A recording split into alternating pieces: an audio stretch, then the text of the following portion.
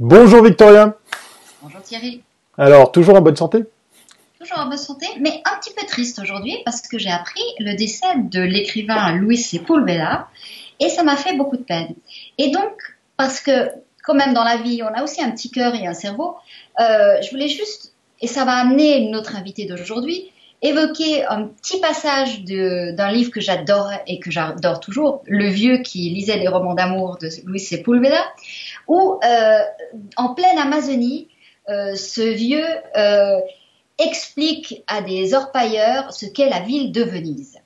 Et ces gens-là ne comprennent pas comment on passe d'une maison à l'autre en bateau, et ils se disent, mais attendez, ça n'a aucun sens. Si on passe d'une maison à l'autre en bateau, pourquoi est-ce qu'ils n'utilisent pas leur maison comme bateau pour passer, pour flotter? Et l'autre leur dit, non, non, mais ce sont des maisons en dur. Et donc, ils n'arrivent pas à comprendre. Tout ça pour arriver à cette question de la marque. Quel est le territoire de marque? C'est quelque chose qui doit être construit, et quand il n'est pas bien construit, on n'arrive pas non plus à comprendre ce qu'est une marque. Parce qu'un produit en tant que tel, ça veut tout et rien dire, mais évoquer, aller au-delà de simplement ce qu'est l'utilité d'un objet, eh ben c'est un travail de communicant. Et ce travail, c'est justement, précisément le travail de de François-Louis Noël. C'est l'émotion qui te fait parler ainsi. Je dois avouer que je t'appelle FLN depuis toujours. Donc, ouais. François-Louis Noël, donc, c'est plus simple. Qui est un planeur stratégique. Et ça, c'est pour moi, je suis très contente parce que c'est un de mes sujets préférés en communication. Et j'aimerais juste qu'on démarre cette conversation autour de la marque, autour de ce métier du planeur stratégique. Métier, j'en ai écrit des lignes et des lignes sur ce thème-là, qui est pratiquement... à part toi, je ne vois pas qui fait ce métier en Suisse romande. Alors, qu'est-ce que c'est?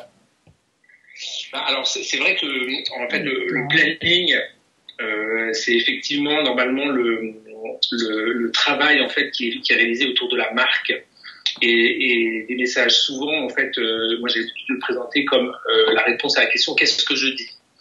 En fait, la communication, à la fin, c'est simple. Il y a un message, il y a un émetteur, un récepteur, et le planeur, il travaille autour de la question de qu'est-ce que je dis. Et qu'est-ce que je dis, c'est à la fois de travailler sur l'émetteur, donc la marque, donc définir en fait qui est la marque, qu'est-ce qu'elle fait, qu'est-ce qu'elle veut, où est-ce qu'elle va, et puis ensuite travailler évidemment sur les cibles, qui peuvent être des consommateurs, qui peuvent être des cibles institutionnelles, etc. Mais en tout cas définir en fait leurs attentes de manière à calibrer finalement les messages pour répondre à ces attentes. Donc c'est ça en fait. Mais comment est-ce que tu expliques qu'on n'est jamais, parce que je me rappelle en avoir même parlé avec Séguéla de ce métier de planeur stratégique. Et lui, il m'avait dit, mais non, ça n'existe pas, ça sert à rien, tout ça, c'est une mode. Et à Paris, ça a pris, mais en Suisse romande, ça n'a jamais pris. Pourquoi? Et c'est une bonne question, parce qu'il y a plusieurs écoles du planning, en fait. Si on regarde le planning, en fait, le vrai planning, c'est le planning qui est opérationnel, c'est les pays anglo-saxons, en fait, qui sont les plus, j'allais dire, en avance, et puis qui ont toujours considéré le planning comme étant au cœur du réacteur dans la com. D'ailleurs, les planeurs, on les appelle des account planners. Donc, ils sont en fait des planeurs dédiés à des comptes. Et c'est vrai qu'en France, il y a une approche qui a été au départ, qui était beaucoup plus planeur, un peu bibliothécaire. On est dans un coin, et puis on le sort de notre boîte quand on en a besoin pour faire un peu briller une présentation. Et c'est vrai qu'après, cette approche-là, en France, elle a évolué aujourd'hui avec des départements planning qui sont, j'ai encore vu ce matin qu'il y avait une personne qui disait chez les DB qu'ils n'avaient jamais été autant sollicités en ce moment. Les planeurs, et donc voilà. Et après il y a un problème très simple en fait en Suisse romande qui a pas de l'autre côté en Suisse alémanique, c'est que c'est des questions de volume de business et de budget. C'est-à-dire qu'en fait un planeur, ça vous coûte quand même une ressource assez chère, et qu'à un moment donné, quand vous êtes obligé d'arbitrer sur la base de budgets qui sont pas très élevés ou des mandats en fait qui vont être ponctuels, vous allez prioriser la création, vous allez prioriser la gestion de projet. Et alors que dans le fond, à la fin, la valeur ajoutée, elle va être générée par une alliance entre le planning stratégique et la création. Si vous faites que de la création, vous êtes de l'exécution créative. Thierry, ça c'est un langage que tu connais pas. Oui, non, moi j'ai toujours été épaté. J'ai beaucoup de respect pour ton travail, parce que je me pose toujours la question de la taille. Et tu viens de l'évoquer, effectivement, on parle de la France, on parle de le reste de l'Europe.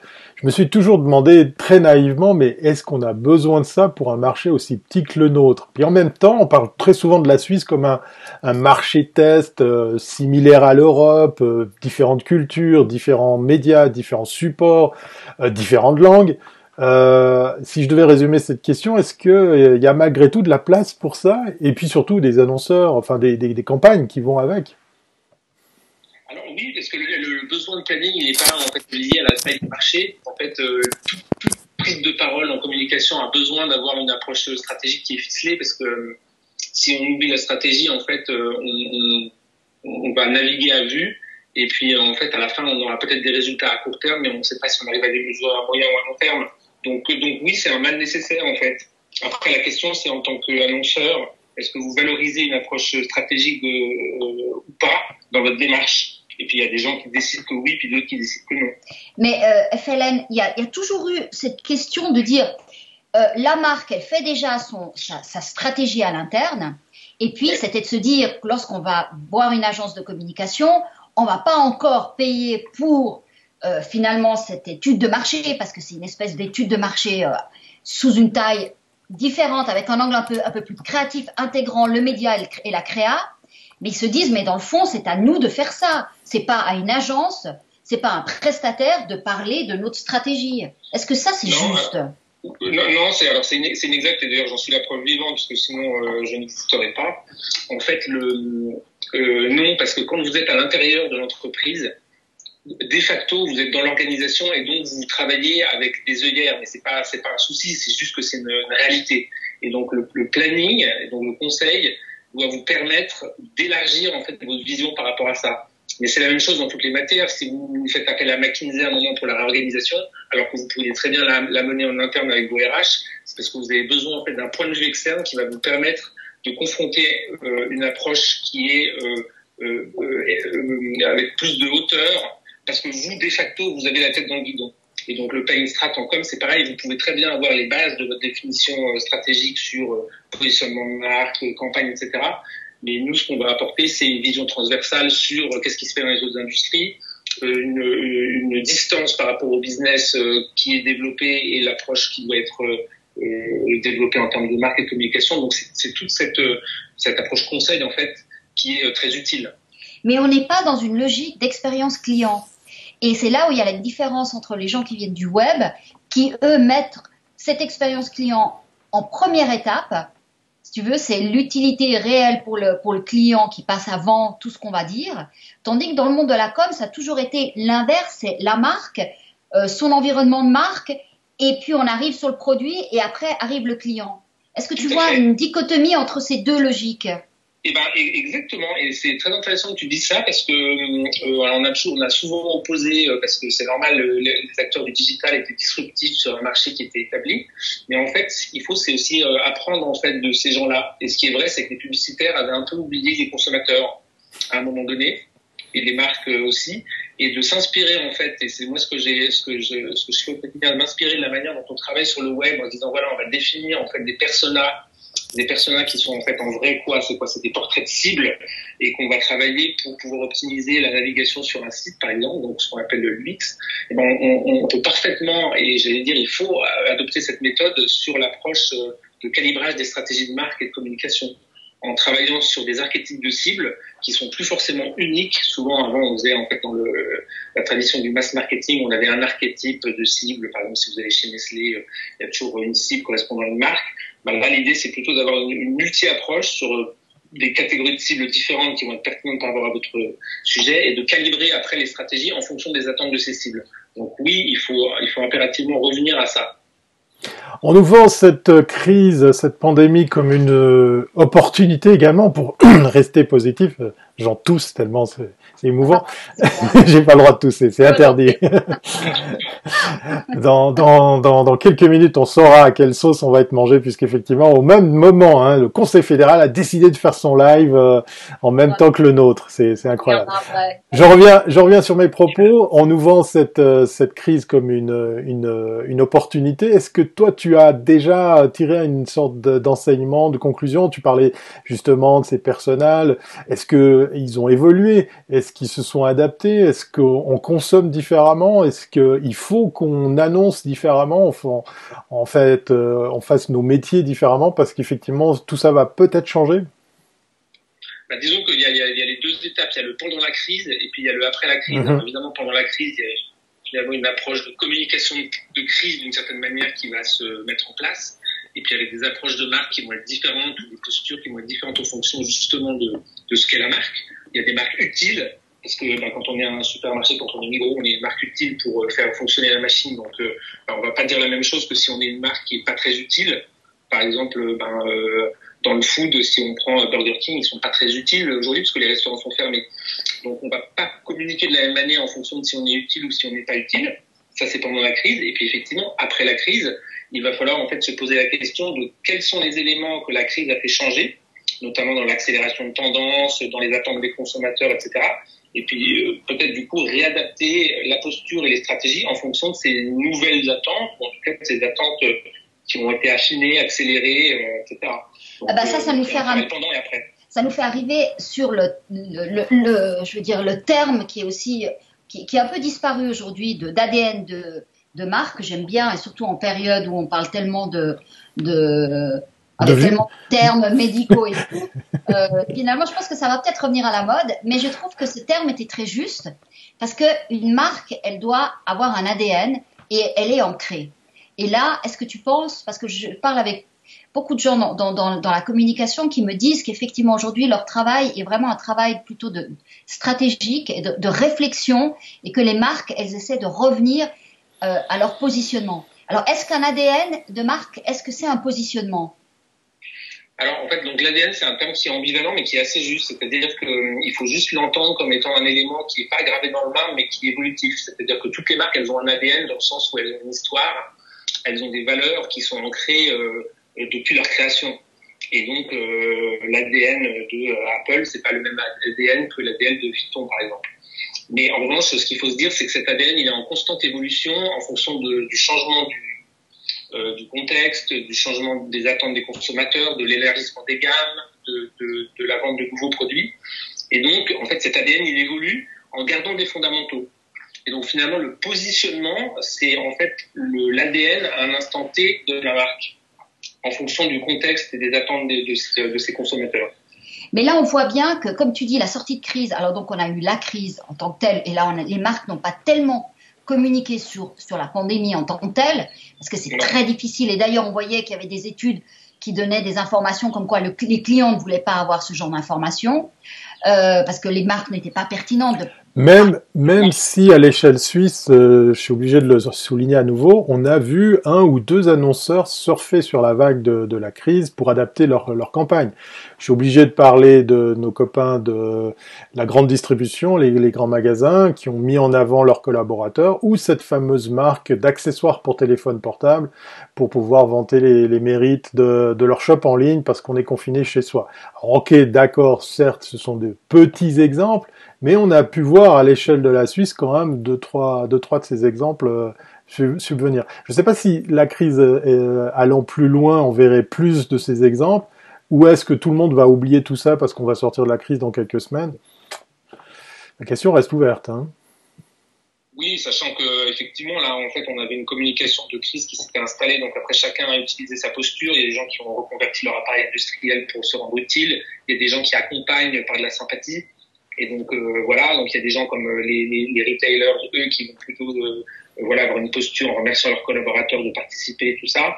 Il y a certains qui vont faire de la récup commerciale, donc on voit que ça fonctionne moyennement sur des produits qui sont en fait utiles au quotidien quand on est en confinement. Mais ce qui est sûr, c'est que une fois on oublie vite, hein. Donc en fait, en vrai, quand même, une fois qu'on sera sorti du confinement, alors c'est sûr qu'il va y avoir des usages qui vont changer, mais en revanche, on n'aura plus envie qu'on nous parle de la pandémie ou ce genre de choses, à moins que ça revienne en boomerang. Donc de facto, il va falloir trouver d'autres sujets de conversation, ça c'est sûr. Alors la pandémie en tant que telle, effectivement, on n'en parlera plus, mais quand même, nous avons tous vécu un événement collectif qui était quand même très fort et qui nous a changé. Ça, c'est évident. Oui. Nous avons vécu une expérience. Et donc, normalement, ce genre de mutation n'arrive que par des guerres ou des pandémies comme celle-ci, parce que ça prend du temps. Les changements de valeur d'une société, ça ne se fait pas en un jour. Comment est-ce qu'on peut aujourd'hui, en tant que marque, imaginer quels seront les changements réels? Parce que dans le fond, on ne sait pas s'il va y avoir un vrai changement en termes de notion d'écologie, Est-ce que la mobilité va vraiment changer? Tu vois, comment est-ce qu'on peut se préparer et entrevoir? Est-ce que les marques vont devoir faire des sondages, des tests, des bêta-tests? Je sais pas comment est-ce qu'on, en tant que marque, on peut créer aujourd'hui des cellules à l'interne pour réfléchir, essayer de voir ne pas se tromper, ne pas partir sur un axe qui serait absolument pas porteur. Disons que ouais, il faut vraiment avoir une posture qui est très à la fois réactive et proactive. Réactive, ça veut dire qu'il faut être à l'écoute en fait, pour regarder là ce qui est en train de se produire. Et donc c'est toujours intéressant de regarder, de lire en fait la littérature, les articles, les tendances. Et puis là, il y a en fait quand même quelque chose qui se dégage, qui est de dire que tout ce qui était à l'œuvre de manière plus ou moins sous-jacente jusqu'à présent, en fait, la crise, c'est un facteur d'accélération. Donc digitalisation, le recentrage sur le global, le renforcement des solidarités, la priorité mise à l'écologie, développement durable sont des éléments qui existaient déjà et qui sont en fait probablement en voie d'accélération. Donc en fait il faut être attentif à ça, voir si ça va se confirmer ou pas. Et donc c'est là où il faut être proactif en se disant une manière, parce qu'on peut pas être futurologue, hein, donc on peut pas non plus prévoir, mais en revanche ce qu'on peut c'est se pencher sur les gens qui nous intéressent, c'est-à-dire nos cibles, les consommateurs, et puis effectivement mettre en place. Parce que souvent, en fait, dans la pub, ce qu'on fait, c'est qu'on fait des tests quali, quanti, mais qui sont basés sur des campagnes ou sur des produits, etc. Peut-être là, ce qui est intéressant, c'est de travailler de manière prospective, justement sur l'interrogation des citoyens consommateurs, sur les différentes tendances qui se dégagent, et voir en fait comment est-ce que ces éléments-là se renforcent ou pas. Et puis après, les intégrer dans la réflexion globale. Donc oui. Alors, vous savez, ce live, c'est aussi, dans le mot live, l'opportunité d'interagir. Et je remercie Pierre qui nous pose une question, puisqu'effectivement, vous avez le droit de liker, vous avez le droit de partager, vous avez le droit de commenter, mais vous avez le droit aussi de poser vos questions. La question de Pierre, la peur d'être oublié après 4 ou 5 semaines de crise ne serait-elle pas la preuve pour certaines marques qu'elles n'ont pas fait leur boulot avant? Très bonne question, je trouve. Très bonne question, oui. Oui, alors c'est vrai que c'est une bonne question, et moi je pense qu'en fait... franchement, cette peur, elle n'a pas lieu d'être en vrai. C'est-à-dire que j'ai lu un peu à droite à gauche que les gens disaient oui, si vous faites rien pendant la crise, vous allez être oublié. Je pense que c'est un peu des raccourcis. Je pense que c'est pas parce qu'on fait rien pendant 5 semaines qu'on va être oublié. Et effectivement, en revanche, c'est pas parce qu'on a été suractif pendant 5 semaines que soudain on va être extraordinairement reconnu, etc.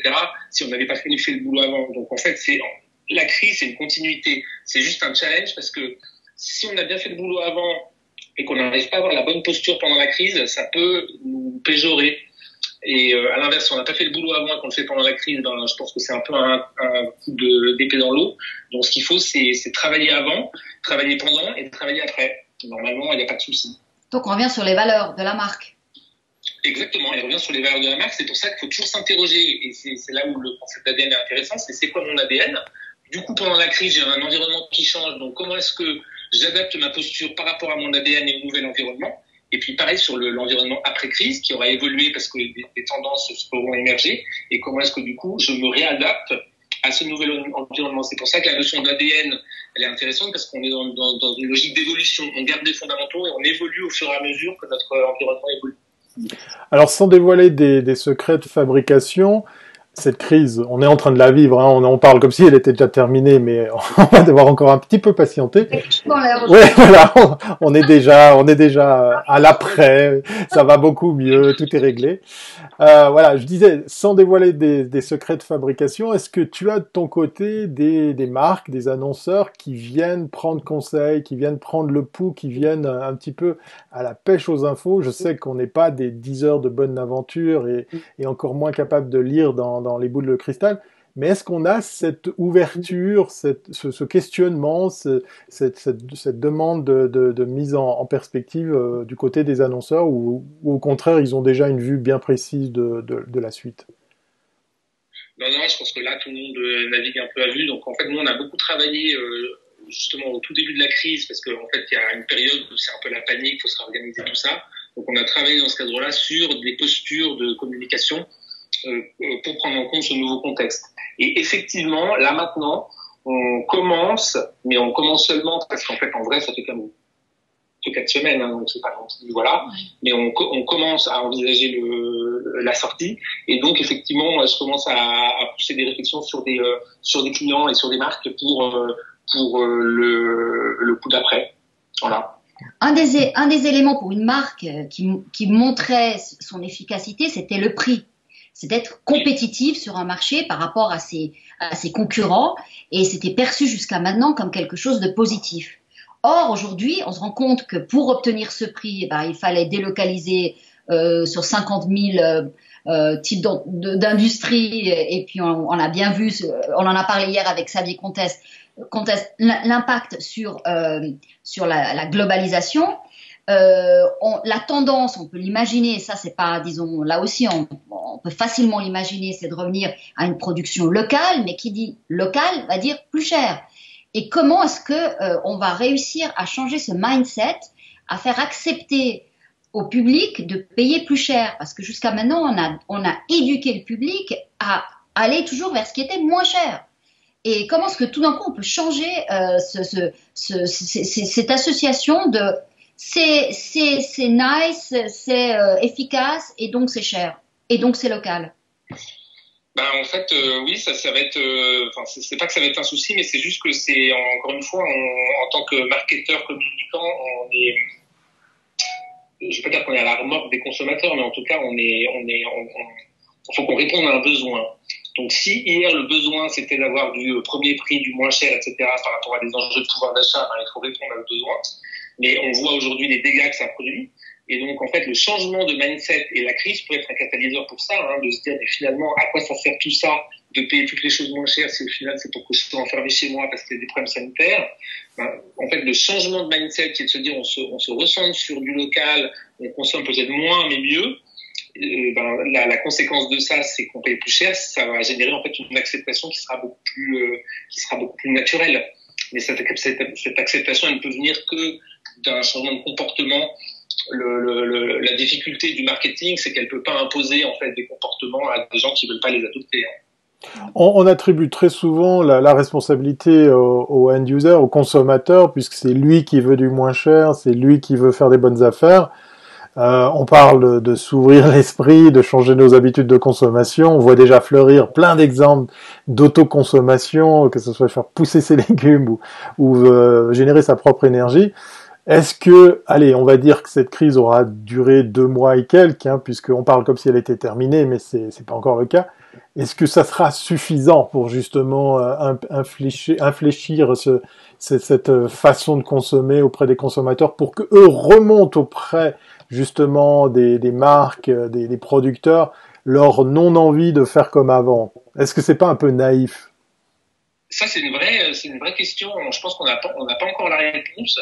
Ce qui est vrai, c'est que c'est quand même des tendances qui étaient sous-jacentes. Quand on regardait, en fait, finalement, j'allais dire, alors, c'est pas le péjoratif, mais le bruit médiatique, c'est-à-dire, en fait, la place médiatique que prenaient les enjeux sur le réchauffement climatique. Et donc, derrière, en fait, il y avait quand même une injonction à changer nos manières de consommer, nos manières de vivre. Cette crise, en fait, elle apporte un élément tangible à ça. C'est-à-dire qu'en fait, avant le réchauffement, je m'en aperçois, mais d'un côté, c'est plutôt sympa quand il fait beau quand même. Donc au final, pourquoi je changerais? Alors que là, je suis enfermé chez moi pendant 2 mois, c'est quand même beaucoup plus traumatisant.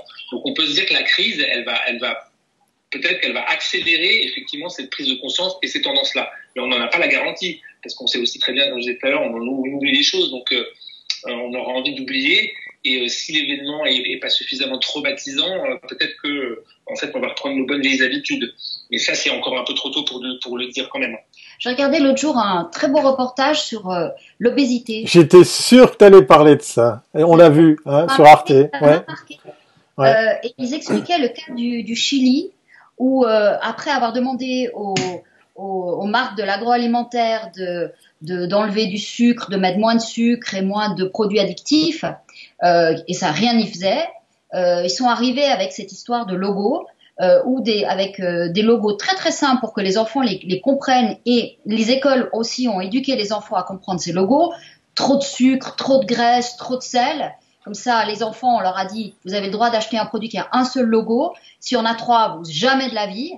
Et c'est très très simple, très ludique. Et ils se sont dit, et je trouvais très intéressant parce qu'ils ont éduqué les enfants pour que les enfants éduquent les parents. Oui. Et on voit bien que le circuit de persuasion qu'on a fait pendant des années sur les consommateurs, finalement on se dit on peut être vertueux maintenant en touchant les enfants. Et je trouve que ça c'est assez intéressant Et ça m'amène à la question de dire finalement, y aura-t-il un jour un droit d'inventaire contre les marques pour dire vous avez fait des choses qui sont innommables, alors qu'on voit qu'une fois que les gens réagissent, eh ben, comme par hasard, il y a moins de sucre, moins de sel et moins de cochonneries dans les produits.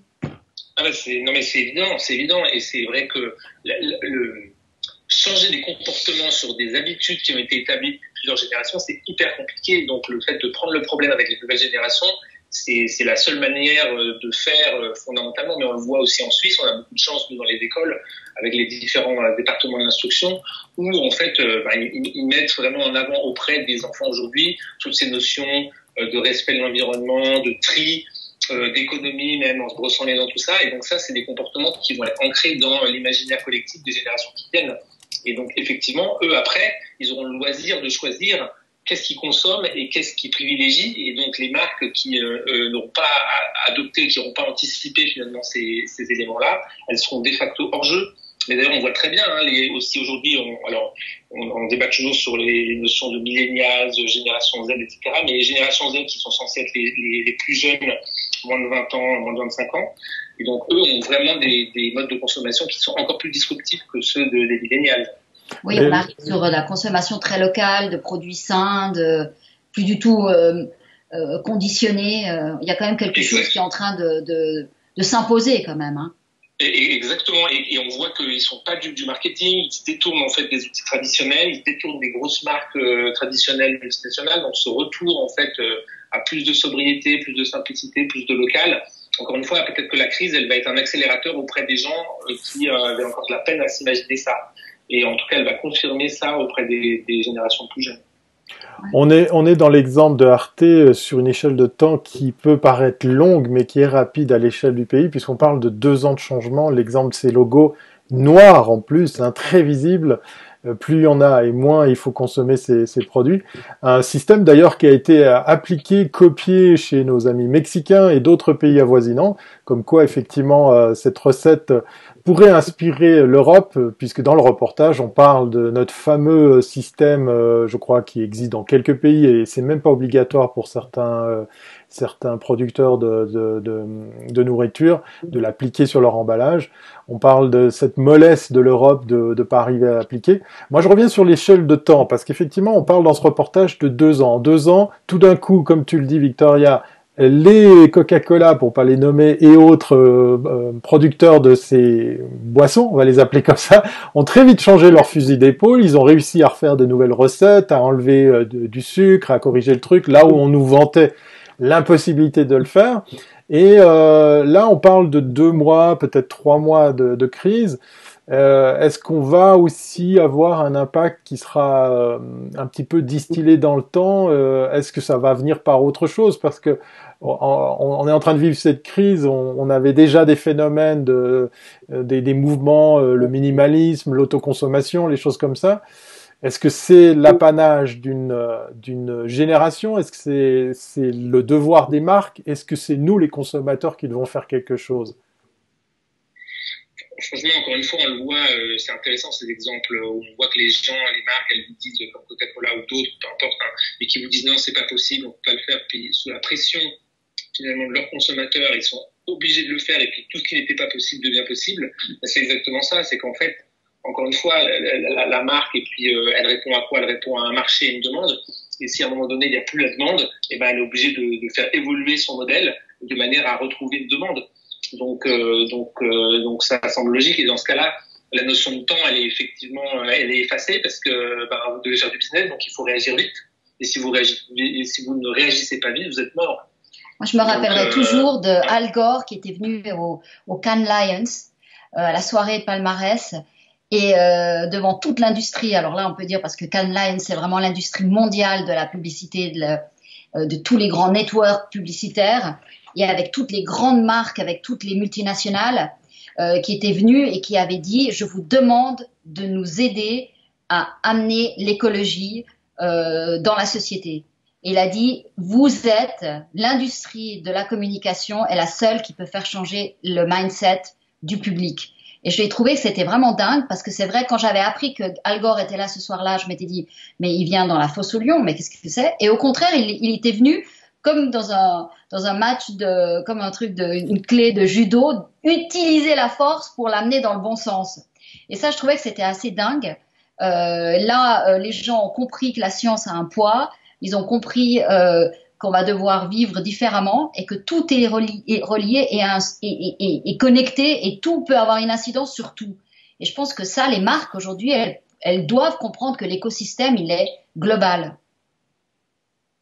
Oui, exactement. Et encore une fois, c'est vrai que dans l'industrie de la communication, ça reste quand même une industrie, on a effectivement, par rapport aux marques, c'est ce qu'on disait tout à l'heure, c'est la valeur conseil. C'est-à-dire qu'on est censé quand même être attentif aux tendances.